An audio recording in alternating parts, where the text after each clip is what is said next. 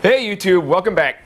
It's been a really long day. It's getting late. I wanted to come out here and try to work on a project for a towel holder for the bathroom in the house. I don't think I'm going to have time for that because I think I know why I started this prepper series, and I want to talk to you guys about that.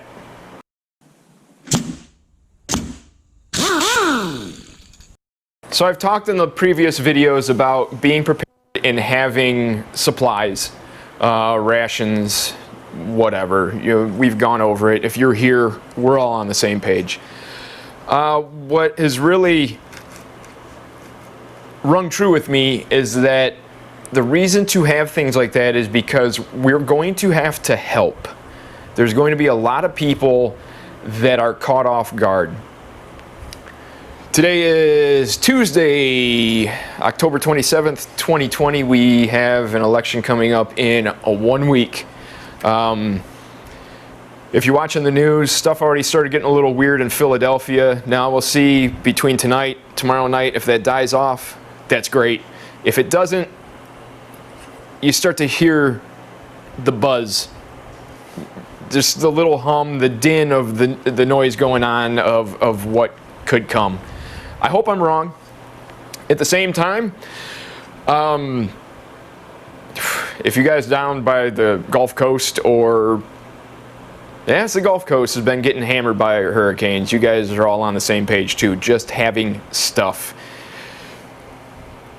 I'm here, North Coast, Midwest, and we've been getting tornadoes, we've been getting rough weather and tornado watches coming through, and it is October. I mean, we've had tornadoes into November around here before. You never know. You never know.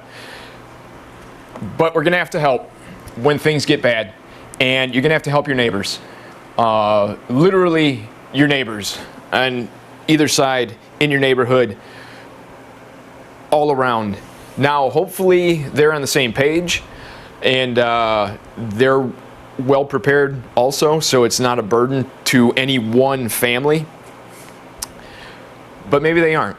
And you need to be good with your neighbors. I feel bad if you're in a situation where you don't like your neighbors, you don't trust your neighbors, you don't get along with your neighbors. I don't know what to tell you about that. If you can not be there, don't be there. But know your neighbors. It doesn't have to be a tight-knit community, but you have to know who you're dealing with. If something goes haywire, are they going to knock on your door and ask for a couple cans of soup? Or are they going to try to come over in the middle of the night and kick your door in? If you're dealing with that situation, that's home defense. That's a whole completely different scenario. We're not talking about that. We're just talking about helping. There's going to be a lot of people caught off guard. That's just what has been running through my mind today, and I think that's why I've been talking about prepping. So from there, we'll kind of go from the epicenter, your house and your neighbors, your family and your friends that are nearby. Hopefully you've been talking to them and getting on the same page of just having provisions. If not, do it right now with them. Ring the bell. You know, that's what I'm doing. I got a DIY channel, and I've decided that I needed to instead pivot for a moment and talk about being prepared. So let's see. Your immediate neighbors would be right there. Your family and your friends are the people that are within your community that you can still travel to if need be.